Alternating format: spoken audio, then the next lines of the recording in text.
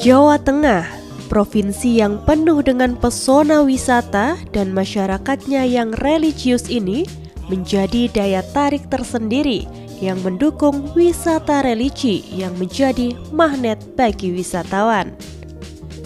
Provinsi yang terletak di antara Jawa Barat dan Jawa Timur ini memiliki banyak tempat peribadatan yang sangat fenomenal dan tak sedikit pula yang masuk dalam cagar budaya.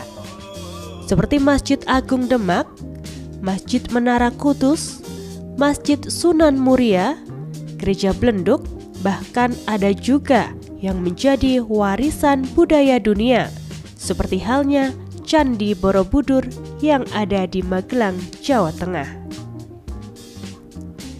Setiap tempat wisata religi memiliki sejarah dan kisahnya masing-masing yang terkemas dalam sajian bangunan dan karakteristik masyarakat di sekitarnya yang menjunjung tinggi nilai-nilai religius dan toleransi sesama umat manusia.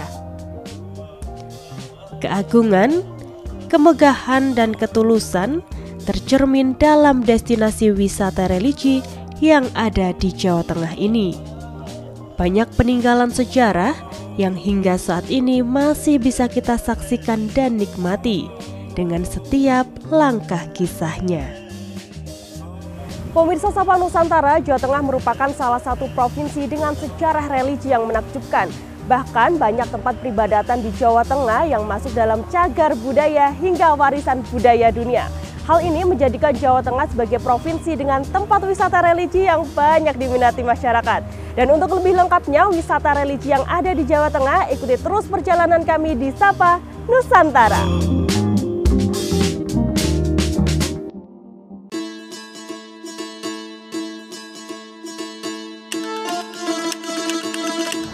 Jejak sejarah penyebaran agama di Jawa Tengah menjadi daya tarik tersendiri bagi masyarakat. Tempat-tempat ibadah seperti masjid, gereja, vihara, dan juga kelenteng menjadi potensi wisata religi yang banyak mendatangkan masyarakat untuk berkunjung ke Jawa Tengah.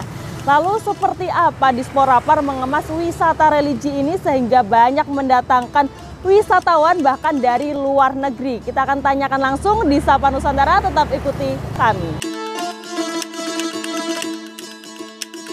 Ya pemirsa Sapa Nusantara, Jawa Tengah memiliki banyak sekali keberagaman agama dan juga budaya yang menjadikan Jawa Tengah kaya akan wisata religi. Dan apa saja wisata religi yang dimiliki Jawa Tengah kita akan tanyakan secara langsung dan juga sejarahnya kepada Kepala Disporapar Jawa Tengah, Bapak Agung Haryadi. Selamat siang, Bapak. Selamat siang. Ketemu lagi ya Pak ya kita. Iya. Semakin sehat, semakin kuat, semangat ya Pak ya? Tetap semangat. Tetap semangat, karena lagi sibuk-sibuknya ini ya Pak ya. Luar biasa sekali Pak. Jawa Tengah ini kan memiliki keberagaman agama dan juga budaya gitu, sehingga kita juga banyak nih memiliki wisata religi yang wajib ataupun patut dikunjungi oleh para wisatawan, tidak hanya dari Jawa Tengah tapi juga dari luar Jawa Tengah. Nah, mungkin ada pemirsa yang juga belum tahu ini Pak, apa saja sih wisata religi yang ada di Jawa Tengah ini? Iya, jadi kita bicara mengenai wisata religi ini kan bagian dari kesejarahan kita. Ketika ada Mataram Hindu, kemudian ada Mataram Islam, sampai berdirinya Masjid Demak, kemudian muncul Wali Songo dan segala macam. Itu adalah merupakan rangkaian kegiatan keagamaan waktu itu, ada syiar agama. Bicara religi tentu tidak hanya kita membicarakan satu agama, karena kita juga ada akulturasi budaya dari Cina, Tiongkok juga meninggalkan budaya, dan di situ ada sisi religiusnya, ada kelenteng, kemudian juga berkembang, ada masih era sejarah sebelumnya ada Hindu, Buddha, itu juga sampai sekarang masih meninggalkan peninggalan-peninggalan keagamaannya, dan itu ada umat yang masih melaksanakan kegiatan keagamaan di peninggalan bersejarah itu, peninggalan bersejarah agama seperti di Borobudur, di Prambanan, kemudian di Gedung Songo dan tempat-tempat yang lainnya. Dan pada akhirnya ketika masyarakat banyak melakukan kegiatan keagamaan, ziarah seperti itu, akhirnya menimbulkan kebutuhan-kebutuhan untuk kebutuhan akomodasi, transportasi, kemudian ada kebutuhan untuk kuliner. Akhirnya itu menjadi daya tarik wisata. Akhirnya dikemas atau dikatakan menjadi wisata religi. Sebetulnya itu kan aktivitas masyarakat yang melakukan aktivitas keagamaan, tapi karena itu menimbulkan kebutuhan-kebutuhan yang berkaitan dengan masalah transportasi, akomodasi, akhirnya menjadi kemasan wisata. Karena di samping mereka melakukan kegiatan-kegiatan keagamaan juga berdampak pada perekonomian. Dari situlah karena banyak pengunjungnya ada dampak perekonomian, di mana jasa-jasa pendukungnya juga memberikan dampak bagi kunjungan itu. Maka kita pemerintah hadir untuk dikuatkan itu menjadi suatu kegiatan kepariwisataan untuk religi.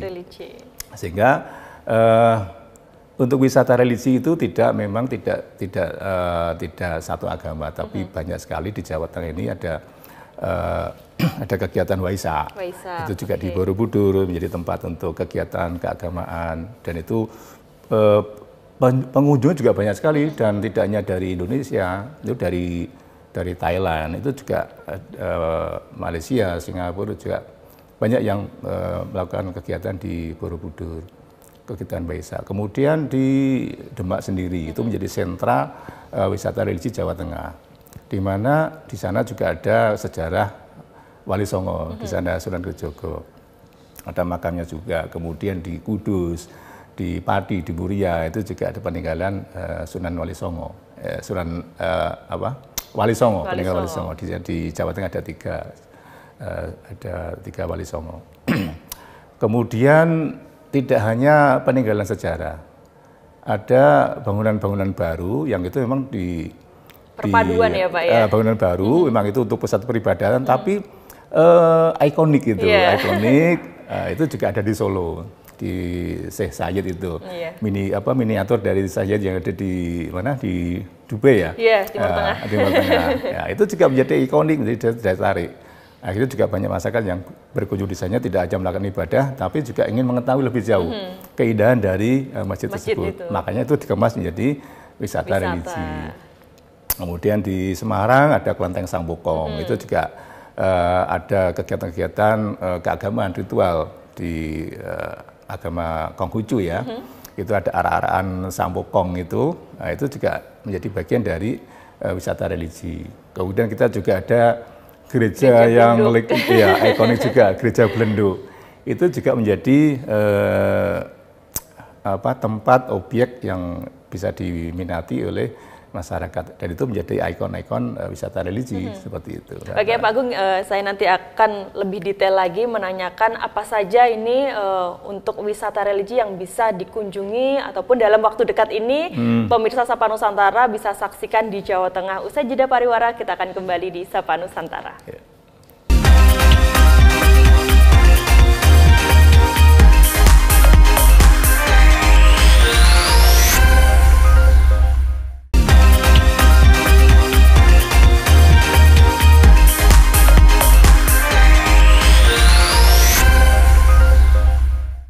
Ya pemirsa Sapa Nusantara, Jawa Tengah ini juga menjadi salah satu daerah untuk penyebaran agama Islam yang cukup pesat pada masanya. Tentunya ini meninggalkan jejak sejarah yang cukup banyak ya Pak ya, yang bisa dikunjungi hingga saat ini. Nah mungkin bisa dijelaskan pada pemirsa Sapa Nusantara Pak, apa saja nih wisata religi ataupun sejarah yang bisa dikunjungi di Jawa Tengah seperti itu? Ya, kalau kita membicarakan terkait dengan sejarah agama Islam di Jawa Tengah, tentu kita tidak lepas dari Masjid Agung Demak. Itu pasti menjadi bangunan yang historikal gitu ya, untuk keagamaan Islam tentunya, yang menjadi tonggak sejarah perjalanan ataupun penyebarluasan agama Islam di Jawa Tengah. Itu dibangunnya Masjid Demak. Itu penginginan dari Kerajaan Demak Raden Patah tentunya. Nah tentu masjid itu tidak lepas juga dari pelakunya. Di sana ada tokoh-tokoh Wali Songo, ada Sunan Kalijogo. Kemudian kalau kita bergeser di Kudus juga ada Masjid Menara Kudus. Dan itu sangat unik sekali. Masjid itu bentuk arsitekturalnya itu seperti bangunan agama Hindu. Nah, itu. Makanya ada Menara Kudus itu menjadi sesuatu yang ikonik juga, masjid tapi arsitekturalnya adalah agama Hindu.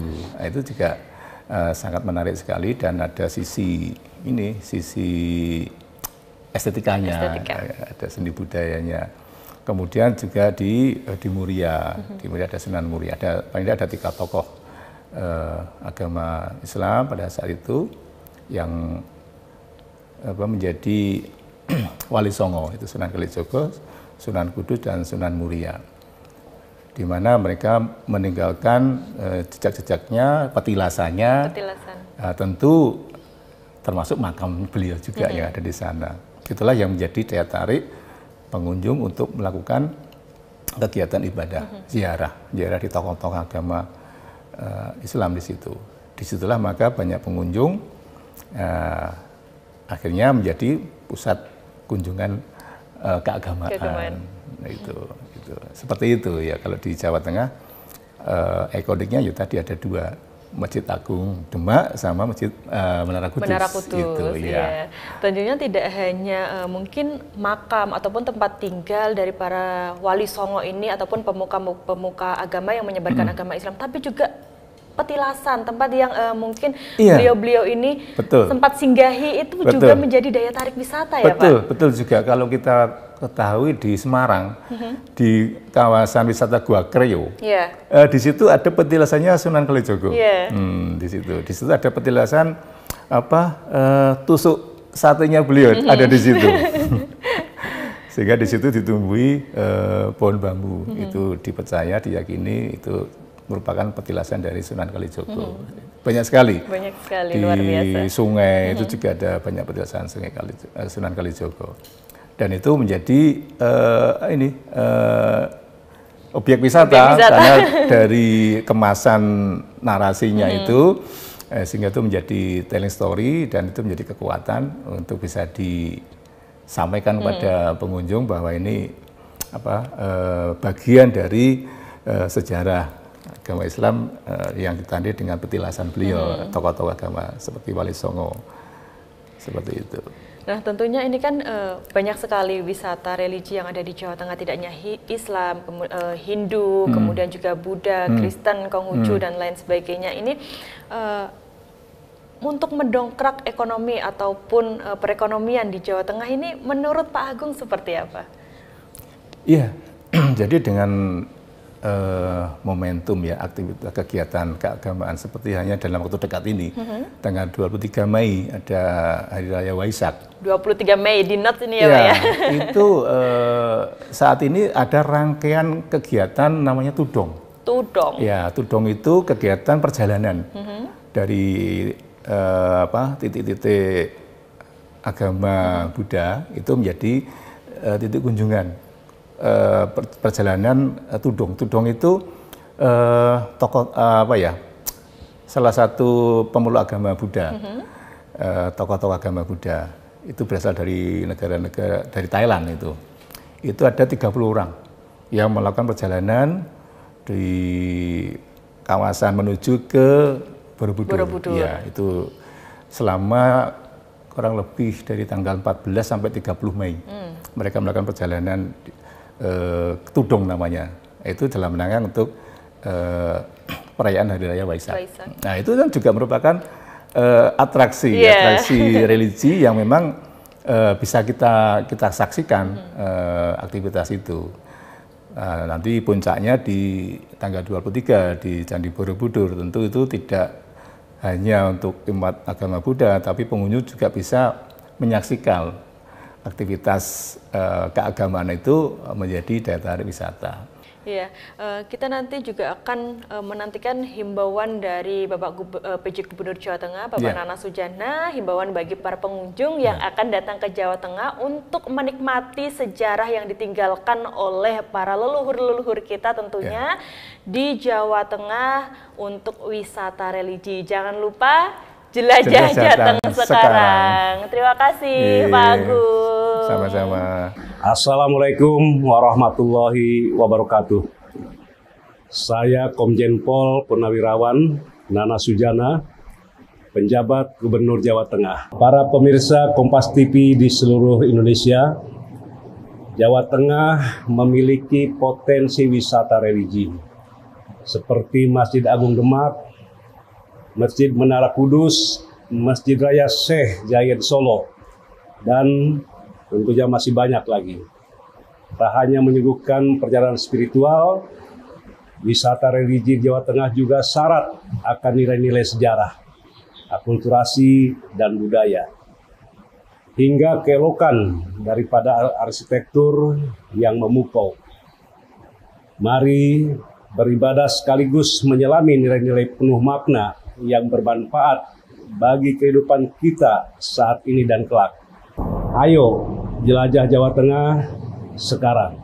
Wassalamualaikum warahmatullahi wabarakatuh.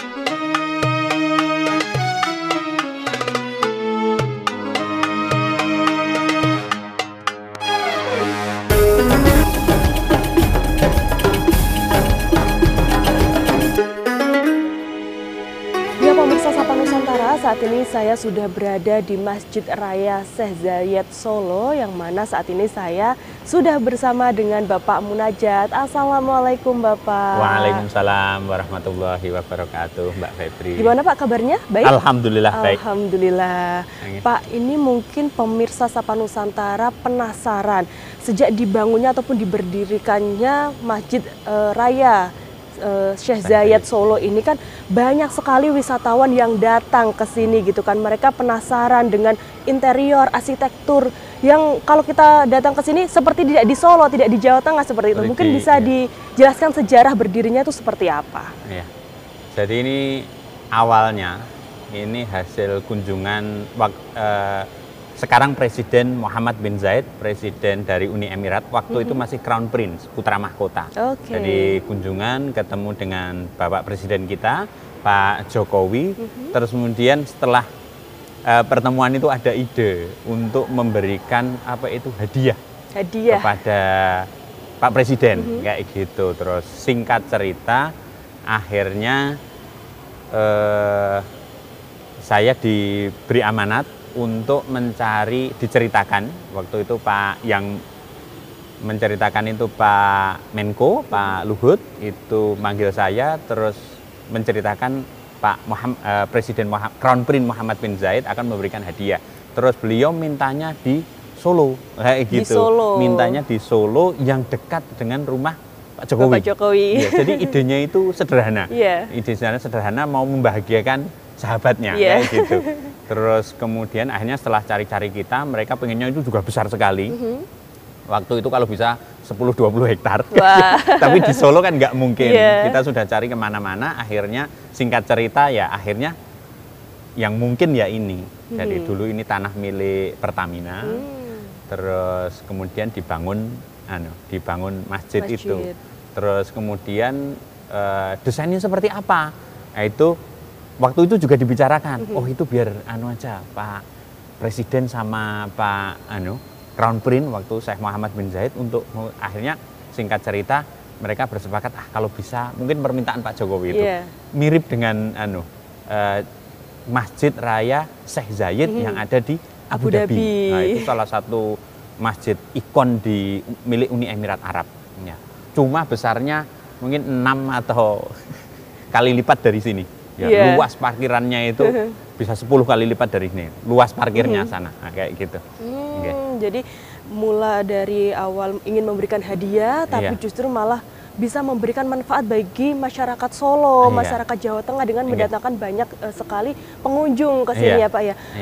Kalau untuk interior, eksterior dari Masjid Raya Syekh Zayed Solo ini, mungkin kemiripannya berapa persen Pak? Ya sekitar 80-85% itu mirip. Wow, jadi berarti hampir mirip menyerupai yang ada di Abu Dhabi. Hampir mirip, ya ini kayak orang menyebutnya replika. Replikanya. Gitu. Makanya kan suasananya mirip gitu. Cuma kalau yang di Abu Dhabi itu memang betul-betul mewah ya. Terima kasih Bapak Munajat sudah diizinkan untuk mengulik lebih detail lagi terkait dengan Masjid Raya Syekh Zayed Solo ini. Terima kasih Bapak. Sami-sami.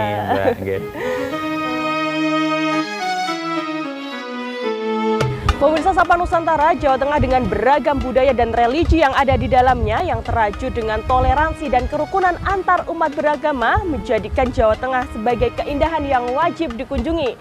Spot-spot wisata religi bersejarah yang masuk dalam cagar budaya dan warisan dunia menjadi mahakarya yang wajib dikunjungi dan sayang untuk dilewatkan. Untuk itu, ayo jelajah Jateng sekarang. Dan saya Febriana Mila pamit undur diri, terus saksikan episode selanjutnya di Sapa Nusantara.